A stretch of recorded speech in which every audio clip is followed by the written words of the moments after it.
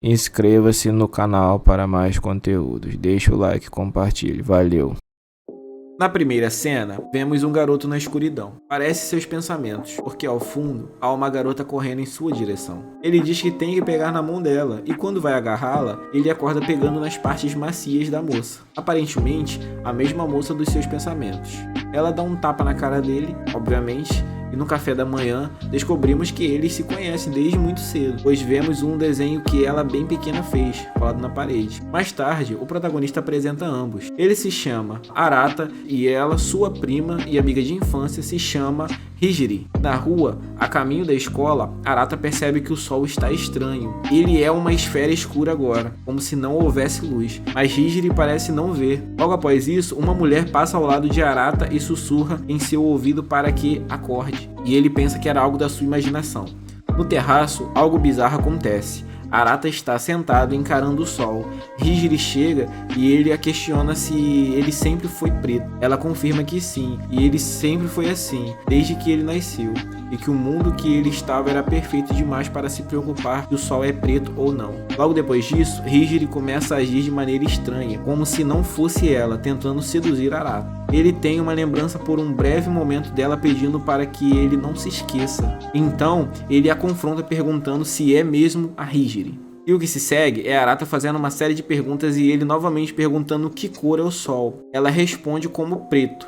Ele nega e mostra o desenho que ela fez quando criança, mostrando que ela desenhou o sol como vermelho ou amarelo para muitos. E diz que a Hijiri de verdade nunca mentiria para ele. Vendo que está sem saída, a impostora se revela com uma risada digna de vilã, mas repentinamente um tiro a atingiu, mesmo que ela tenha o bloqueado. Quem disparou foi a menina que passou por Arata mais cedo, que se apresentou como Lilith, uma maga. Mas num estalar de dedos, a impostora desfez toda a ilusão na qual Arata vivia. Sua cidade, na verdade, estava completamente destruída. Esse fenômeno foi causado pelo Sol Negro, que engoliu a todos e ele começou a se lembrar de tudo. Ele também foi engolido pela escuridão, mas recebeu um artefato de Hijiri, antes dela desaparecer por completo e realizasse seu desejo de que tudo voltasse ao normal em sua vida, criando aquela realidade fictícia. Ainda abalado, mas descobrindo que Hijiri está vivo em algum lugar e que ele possui um grimório, decide por virar um mago. Chegando na escola de magia, que fica no meio do nada, Arata é apresentado à sua sala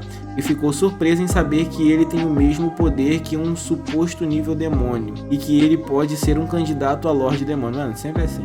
A notícia se espalha rapidamente, mesmo Arata não sabendo que é nada disso. Nesta cena de explicação de roteiro, o que todo anime tem que ter, o diretor da escola resumidamente diz que ele tem de formar um harem com as 7 magos supremas, a Trinity Seven, para que ele possa dominar completamente os poderes mágicos e assim trazer Hijiri de volta.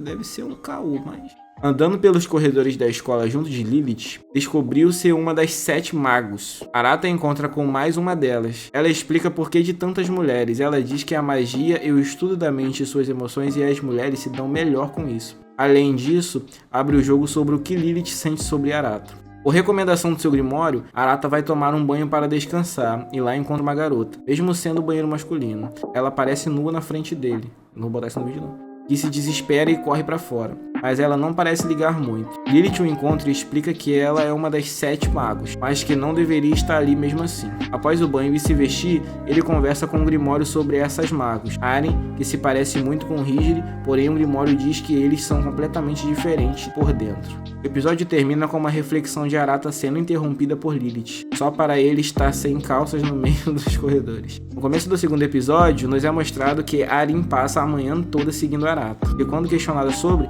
diz que é porque ela está encarando o candidato a Lorde Demônio, e que ela seria sua esposa, mas ela vai embora logo após e deixa sem respostas. Voltando para o seu quarto, ele se depara com algumas garotas querendo coisas diferentes. Após algumas brincadeiras, eles vão até uma pauta interessante. Arata questiona o que é o seu grimório e Lilith diz que seu nome é Manuscrito Astil. Segundo ela, um grimório que guarda conhecimento sobre o outro mundo. De repente, tudo fica escuro, mas o grimório ilumina o espaço, revelando uma barreira negra que bloqueia todas as saídas do quarto. Antes de dormir de novo, o grimório diz que aquilo é um jogo e precisam jogá-lo para sair. Sempre tem um joguinho bom para aliviar os ânimos, né? Com problemas com as garotas querendo ir ao banheiro, Arata desiste de tentar e pede ajuda ao Grimório, que ao ser enganado dá uma bela dica. E descobrindo que há um selo da barreira embaixo da cama, eles o destroem e a barreira é derrotada. Se encontrando com a criadora da barreira, Aren, eles conversavam brevemente sobre o Grimório, mais importante sobre o que é ser um Lorde Demônio. Aprofundando o assunto, Aren revela seu tema, o centro de todo o seu estudo mágico, a ira, a destruição. Com isso, ela busca estudar a destruição a fundo, e o que mais a interessa nesse momento é o que tem por trás dos fenômenos colapsos. Isso mesmo, fenômenos colapsos. Aquilo que destruiu a cidade de Arata. Assim, ela destrói o elo de controle entre Arata e o Grimório, fazendo ele perder o controle sobre a magia e causando um fenômeno de colapso na escola, com o risco de destruí-la. 2 das 7 magos chegam neutralizando a magia e com o intuito de matá-lo. O episódio termina com uma delas golpeando Arata para acabar com o problema. No começo do terceiro episódio, vemos que ele está vivo, obviamente, e eles estão em uma praia trabalhando, Arata e Aren, pelos danos causados à escola enquanto ela não está em condição de uso. Logo após a opening, vemos o flashback do que ocorreu. Arata foi salvo por uma das magos da escola, Yui, que a teleportou para seu quarto que fica em uma dimensão mágica, diferente da escola. Arata então se viu num dilema. Ele tinha que voltar, mas não sabia como resolver o problema.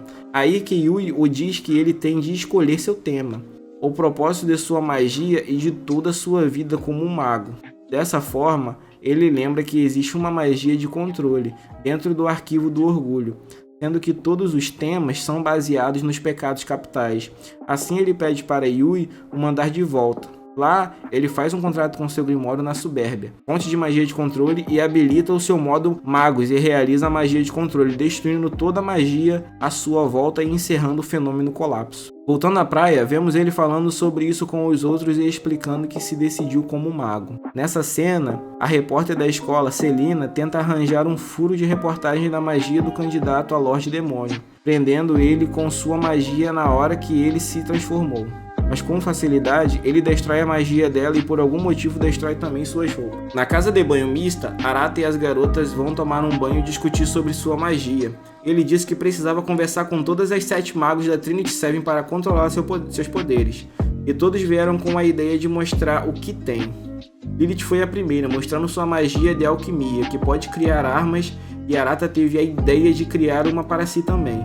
Logo, seu Grimório reescreveu a magia de Lilith para Arata e criou uma arma idêntica. Sendo assim, elas descobriram que Arata pode fazer algo surpreendente, usar a magia de outros magos. Nessa primeira cena do 4º episódio, vemos que Arata e Lilith vão até a sala de aula e todos estão dormindo. Confusos, vão até o diretor ver o que está acontecendo. Chegando lá, todos os alunos acordados, e segundo ele, são os que têm mais poder mágico. São recebidos com a informação de que isso é um fenômeno de colapso em algum lugar, e que eles têm de trabalhar juntos para resolver. Mesmo assim, Mira e Akio não gostam da ideia e vão sozinhas. Descobrindo que o fenômeno tem seu núcleo no porão da escola, dentro de uma dungeon, eles vão até lá. Arata não sabe, então as outras garotas explicam que Yui vive lá, e provavelmente ela está causando tudo aquilo por causa de sua magia. Seu tema é o mundo dos sonhos, onde ela vive e ela pode colocar o mundo inteiro para dormir, e eles devem impedir isso.